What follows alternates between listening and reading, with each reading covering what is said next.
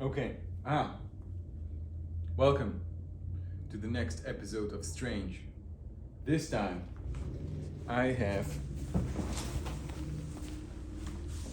something special for you.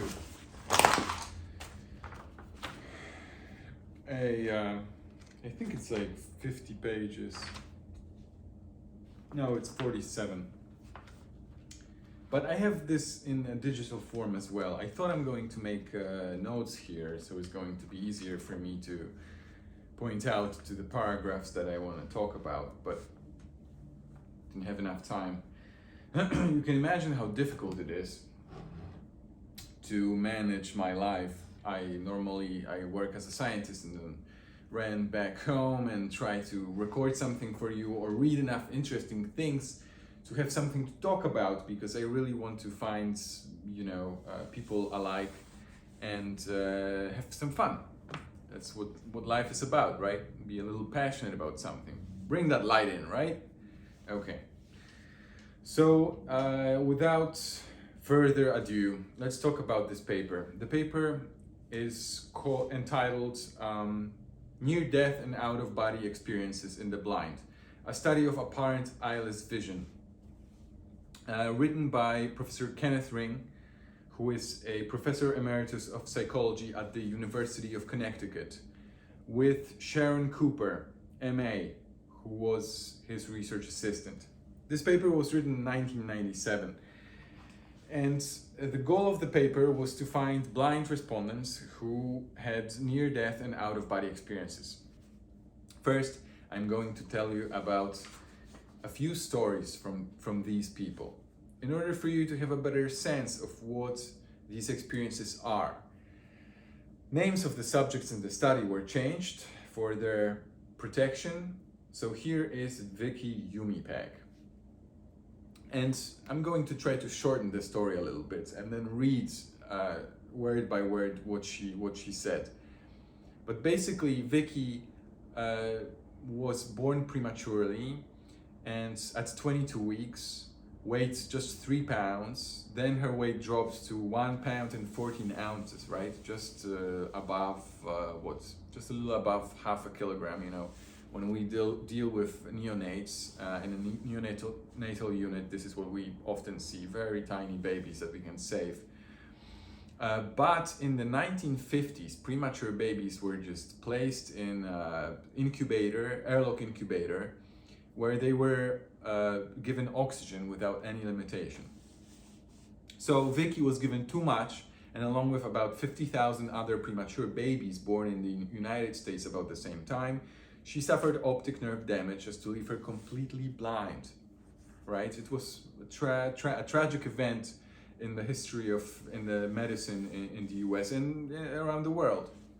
Interviewer: could you see anything? Vicky: nothing, never, no light, no shadows, no nothing, ever. Interviewer: so the optic nerve was destroyed to both eyes? Vicky: yes, and so I've never been able to understand even the concept of light. She had two near-death experiences that were separated by a period of 10 years, but the more relevant is the second one, and it happened in 1973. Vicky was then 22. And she was working as an occasional singer in a nightclub in Seattle.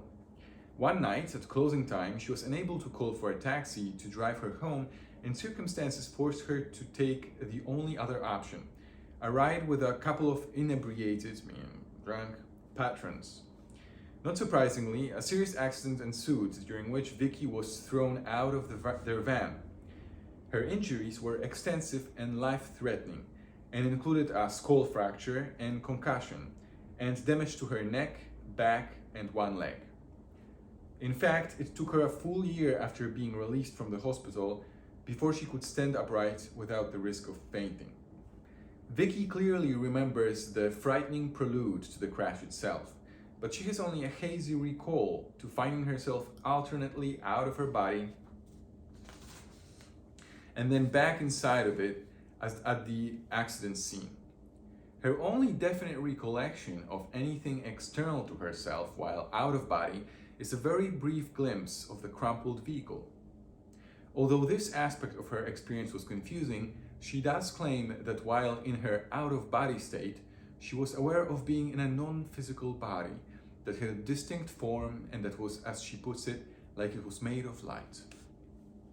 She has no memory of her trip to Harborview Hospital in the ambulance, but after she arrived at the emergency room, she came again to awareness when she found herself up on the ceiling watching a male doctor and a woman, she's not sure whether the woman was another physician or a nurse, working on her body.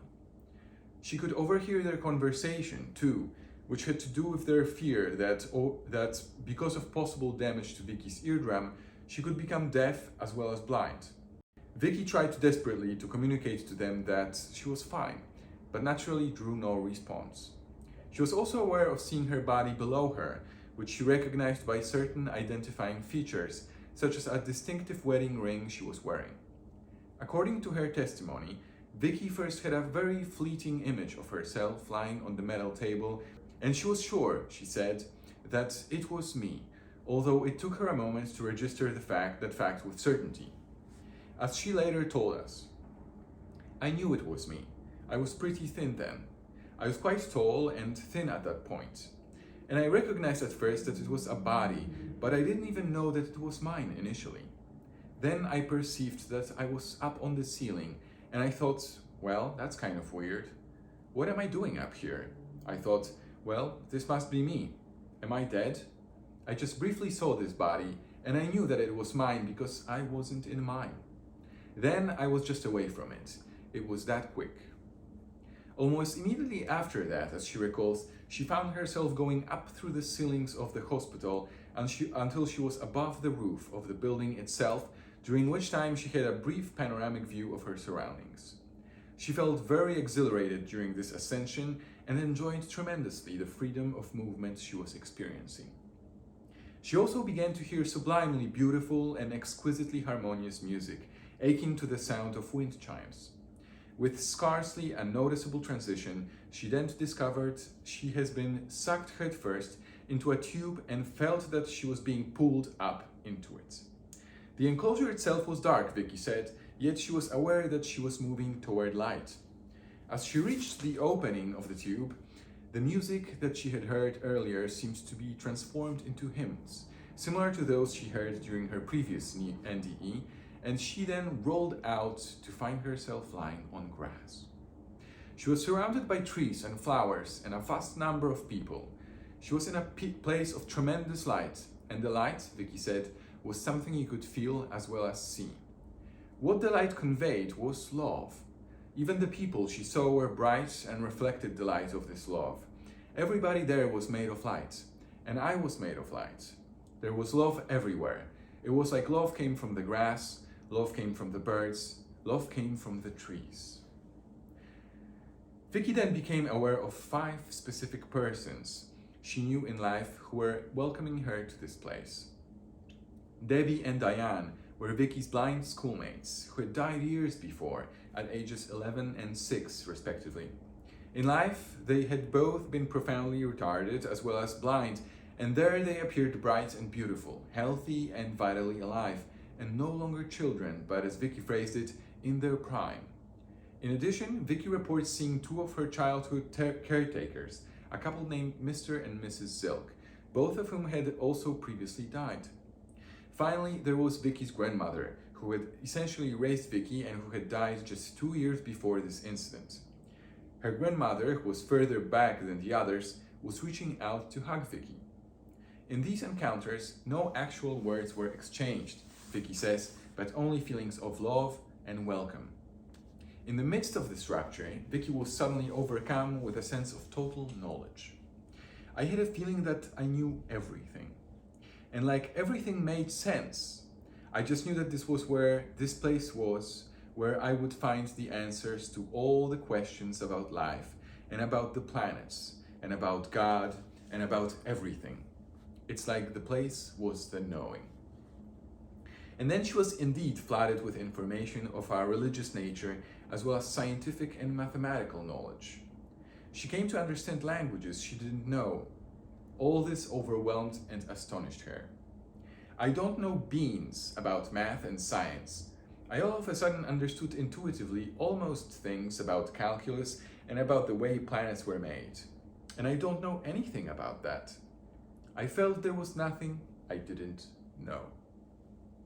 As these revelations were unfolding, Vicky noticed that now, next to her was a figure whose radiance was far greater than the illumination of any of the persons she had so far encountered. Immediately she recognized this being to be Jesus, for she had seen him once before during her previous NDE. He greeted her tenderly while she conveyed her excitement to him about her newfound omniscience and her joy at being there and with him again. Telepathically, he communicated to her, "Isn't it wonderful? Everything is beautiful here and it fits together. And you'll find that. But you can't stay here now. It's not your time to be here yet, and you have to go back." Vicky reacted, understandably enough, with extreme disappointment and protested vehemently. "No, I want to stay with you." But the being reassured her that she would come back, but for now she had to go back and learn and teach more about loving and forgiving. Still resistant, however, Vicky then learned that she had also needed to go back to have her children. With that, Vicky, who was then childless but who desperately wanted to have children and who has since given birth to 3, became almost eager to return and finally consented. However, before Vicky could leave, the being said to her in these exact words, "But first, watch this." And what Vicky then saw was everything from my birth in a complete panoramic view of her life. And as she watched, the being gently commented to help her understand the significance of her actions and their repercussions. The last thing Vicky remembers once the life review has been completed are the words, "You have to leave now." She then experienced a sickening thud, like a roller coaster going backwards, and found herself back in her body, feeling heavy and full of pain. Okay, I had to break after Vicky because I still am figuring out how to manage my schedule, to be honest. But so maybe before going to Brad, which is a shorter NDE, we will kind of summarize what happened. No, let's go to Brad. Let's go to Brad right away. Actually, wait, I need to make a small comment. Look at the common features of this experience and the next one. The sensation of ascending in a light body, having a clear vision of events happening around the body, going through the tunnel into the light, then being greeted by entities and an overwhelming sensation of love. And finally, difficult and deeply unwanted reversal of the experience back to the body. A second case is that of Brad Barrows, a 33-year-old man living in Connecticut who had a near-death experience in the winter of 1968 when he was only 8 years old. At the time, he was a student at the Boston Center for Blind Children and had contracted a severe case of pneumonia and eventually had severe breathing difficulties. Afterward, he was told by nurses that his heart had stopped, apparently for at least 4 minutes, and that cardiopulmonary resuscitation, CPR, has been necessary to bring him back. Brad remembers that when he couldn't breathe any longer, he felt himself lifting up from the bed and floating through the room toward the ceiling. He saw his apparently lifeless body on the bed. He also saw his blind roommate get up from his bed and leave the room to get help. His roommate later confirmed this. Brad then found himself rapidly going upwards through the ceilings of the building until he was above the roof. At this point, he found that he could see clearly. He estimates that it was between 6:30 and 7 in the morning when this happened. He noticed that the sky was cloudy and dark. There had been a snowstorm the day before, and Brad could clearly see snow everywhere except for the streets, which had been plowed, though they were still slushy. He was able to give us a very detailed description of the way the snow looked. Brad could also see the snowbanks that the plows had created. He saw a streetcar go by. Finally, he recognized a playground used by the children of his school and a particular hill he used to climb nearby. When asked if he knew or saw these things, he said, "I clearly visualized them. I could suddenly notice them and see them. I remember being able to see quite clearly." After this segment of this experience, which happened very fast, was over, he found himself in a tunnel and emerged from it to find himself in an immense field illuminated by a tremendous, all-encompassing light. Everything was perfect. Brad could clearly see in this domain too, though he commented that he was puzzled by the sensation of sight. He found himself walking on a path surrounded by tall grass and also reported seeing tall trees with immense leaves. No shadows were visible, however. While in this field, Brad became aware of beautiful music, like nothing he had ever heard on earth. Walking toward the sound, he came to and climbed a hill, eventually encountering a glittering stone structure so brilliant that he thought it might be burning hot. But it wasn't, and he entered it. The music continued here as well, and to Brad seemed to be praising God. In this structure, Brad encountered a man whom he didn't recognize, but from whom emanated an overwhelming love. The man, without a word, gently nudged Brad backward, initiating a reversal of his experience, ending with his finding himself in bed, gasping for air, attended by 2 nurses. Brad, like Vicky, has been blind from birth. Here, 2 classical cases of NDEs. So you see the commonalities between the 2 stories. The first one very well elaborated with all the details, but this one not bad at all. And you see how they have a life-threatening incident. It's either a car crash or severe pneumonia. They observe themselves lifting up from the body and becoming what in metaphysics is called a light body, which can travel through any solid substances, anything in this world, like the walls and ceilings. And finally traveling outside of the building, above the roof, observing the surroundings, and finally being pulled into a tunnel or in one case a tube, which is kind of dark, but on the other side of the tube or the tunnel is light. And maybe I'm going to make a little comment about this. There was one NDEer who said that when you are in the tunnel, normally everybody rushes through the tunnel to get as fast as possible to the other side because there's anxiety. But he said, take your time, look at the walls of the tunnel, because apparently it's beautiful. It's made out of shapes and color that are not seen in the earthly experience. And just take your time and take a closer look. Yeah, all right, with that comment. So on the other side of the tunnel, there is, most often there's an entity that greets you. It's either your dead relatives, family, friends, or it could be, in some situations, it could be, a big religious figure like Jesus, depending on what are your beliefs, or just an entity that is basically all loving and beautiful. And what happens next is the life review.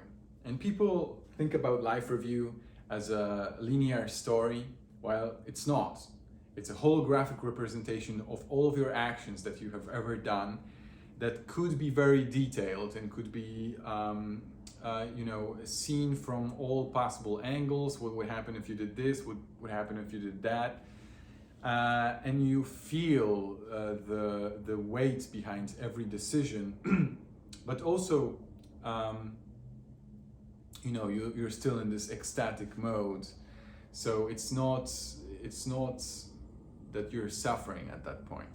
You're being encompassed by light and love. Okay, so here you have a little bit of a taste of what near-death experiences are. Now I'm going to give you one out-of-body experience from Frank. So Frank lost his sight in 1982. 66-year-old man who was sitting on his couch waiting for his friend, who right before that gave him a tie, and he was alone at his home. The friend gave him a tie that he asked her for. Could you pick up a tie for me, because they were going to a wake. And he put the tie on, and while waiting for her, she goes, listen, I'm giving you this tie, but I have to run, I have to change before we go to the wake together, so just here and see you in a minute.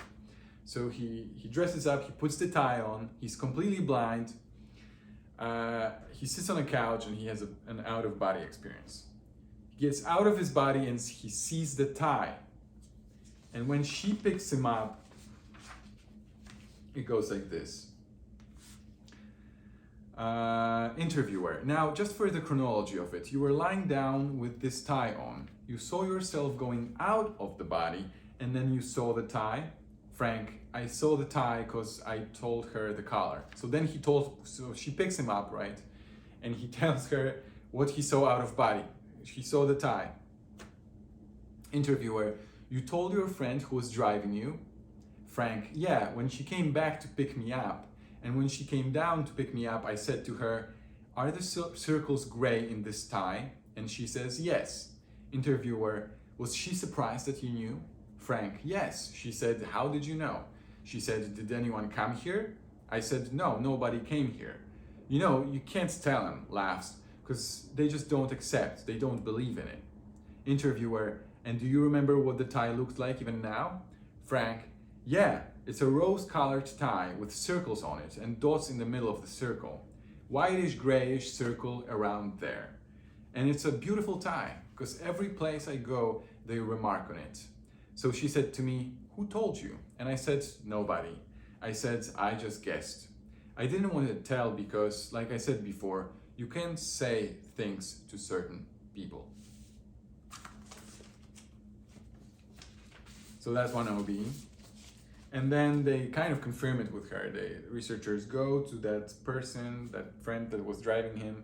They ask her and she goes, yeah, he's probably right. We're slowly coming to an end of this, all right? Trying to prove a point here. That consciousness is a little more complicated than you thought, huh? You're a scientist. We're settling down. Some of them are just settling, period, end of sentence. I have no idea how this happened. This TV started by voice, and the screen was black. It's weird. Nobody's here. I think some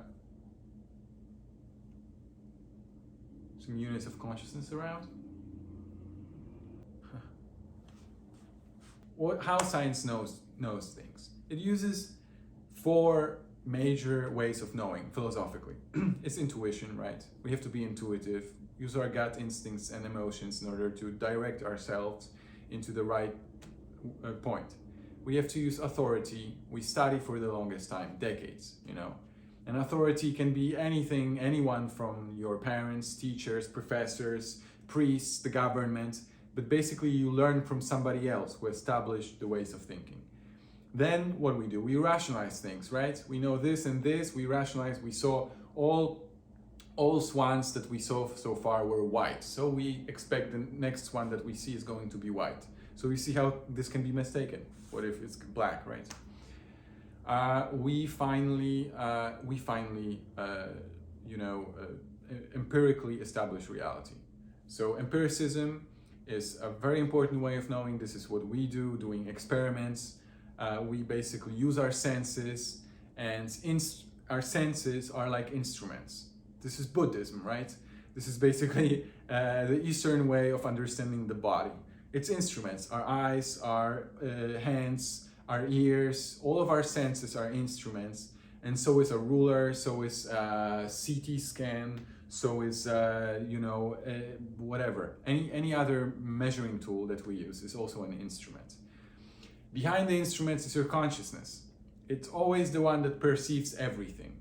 So when you have an experience, an out-of-body experience that can't be measured with using external whatever means, the means by which we measure it is your experience. Your experience is data.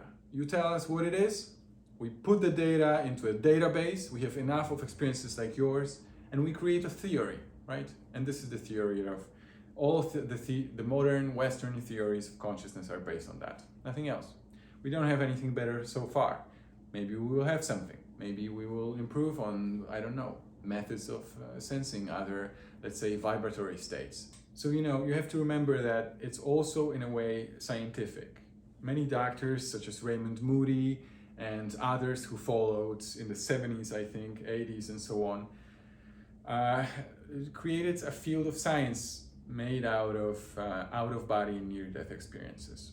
And this is it. And what are the explanations? Okay, possible explanations. Because it's scientific, let's do this. So there's a possibility that they dreamed this, right? There is a possibility that they just, they have a dream and they think what happened to them, and then they say to an interviewer, this is what happened to me. The problem is that when the blind dream, they don't have images. It's interesting. Listen to this little interview. Interviewer: how would you compare your dreams to your NDEs? Vicky: no similarity at all. Interviewer: do you have any kind of visual perception in your dreams? Vicky: nothing. No color, no sight of any sort, no shadows, no lights, no nothing.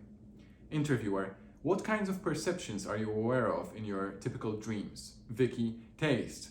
I have a lot of eating dreams. Laughs. And I have dreams when I'm playing the piano and singing, which I do for a living anyway. I have dreams in which I touch things. I taste things, touch things, hear things, and smell things. That's it. Interviewer: and no visual perceptions? Vicky: no. Interviewer: so that what you experienced during your NDE was quite different from your dreams? Vicky: yeah, because there's no visual impression at all in my dreams in the dreams that I have. You get it? It's not a dream state. So then, retrospective reconstruction. And it's the same problem.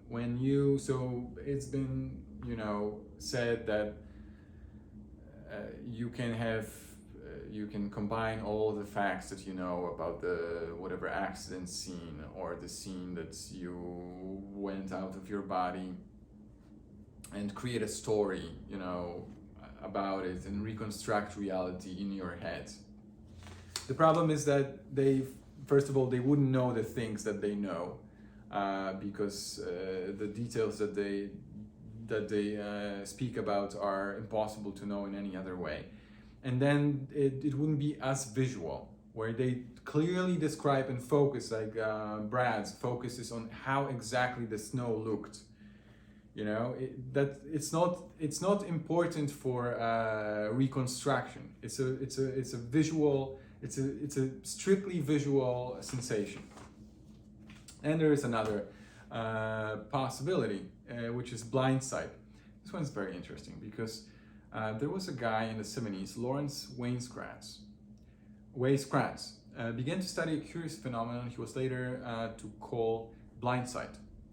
So in which a patient suffering from extensive cortical blindness appeared to be able to see. In his experiments, for example, Weisskratz was able to show that in the absence of any visual sensation, patients, if asked to reach for a nearby object about whose exact location they were ignorant, tended to move in the right direction. Furthermore, when asked to grasp objects, the nature of which was not disclosed to them beforehand, their hands tended to spontaneously assume the appropriate form necessary to hold the object. So they go into detail about this phenomenon. It's actually very interesting. I'm interested to know more about it and read the papers. But again, the same problem. It can't explain the detailed testimonies of visual perceptions that the blind during the NDEs and OBs have. And the people who have blind sight, they say that they say something like, I don't know anything at all, but if you tell me that I'm getting it right, I have to take your word for it, you know? And they say, oh, how did you do that? They don't know, okay? Skin-based vision, another possible explanation.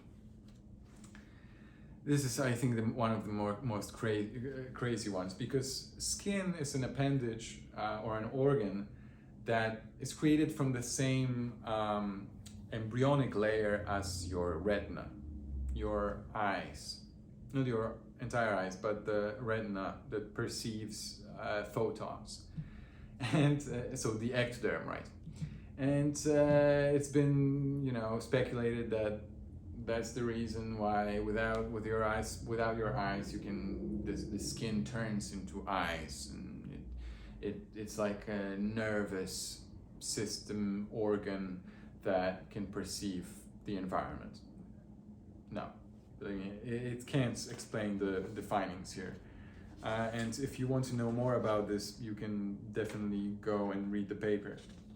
So, and there are probably more possible explanations that you could try to point to, trying to explain why these people see.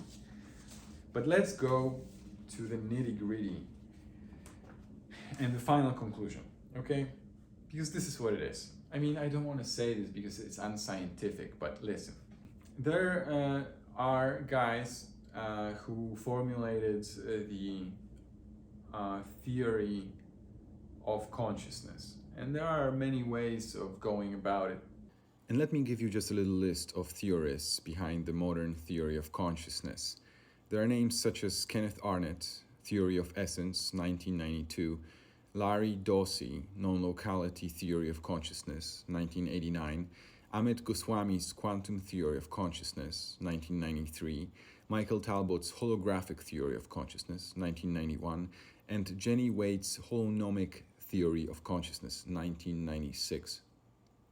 Nevertheless, these theorists all agree about certain properties of consciousness itself, and on this basis, they can serve as a kind of collective expression of the point of view we believe best articulates our own theoretical convictions, speaking in the words of the authors of the article.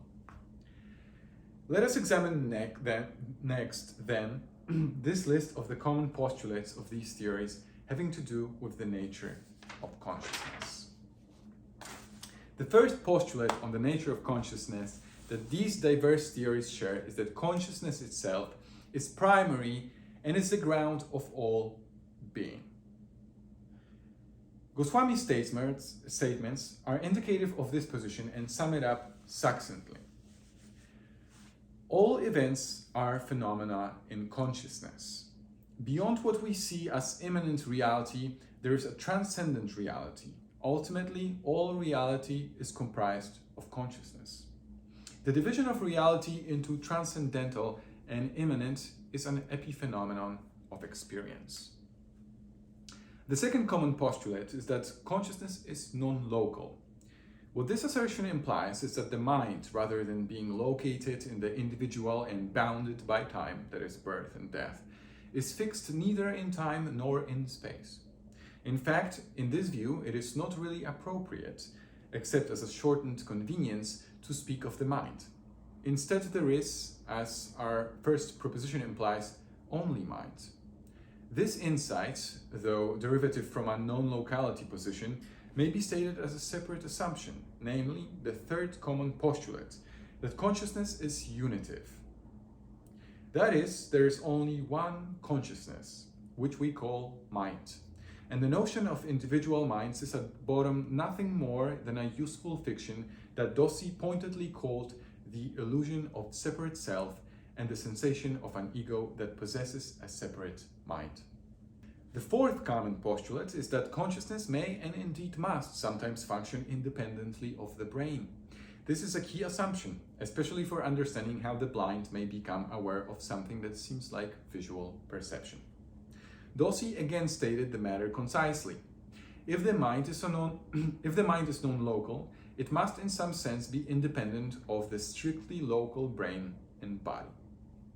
And if the mind is non-local, unconfined to brains and bodies and thus not entirely dependent on the physical organism, the possibility of survival of bodily death is opened. Of course, as Dasi elsewhere pointed out, and as all of the other theorists under consideration would agree, although mind is neither confined to the brain nor a product of it, it may of course work through the brain to give us our representation of the phenomenal world. According to Goswami, our ordinary perception of time and space come about as a result of a quantum mechanical process whereby consciousness self-referentially collapses what are called possibility ways so as to give rise to actuality. In the process of collapse, one undivided consciousness sees itself as apparently divided into dualities, such as life and environment, subject and object. Okay, if you stuck to this moment, I'm happy, because it means that you were interested. We made it to the end. What do you think?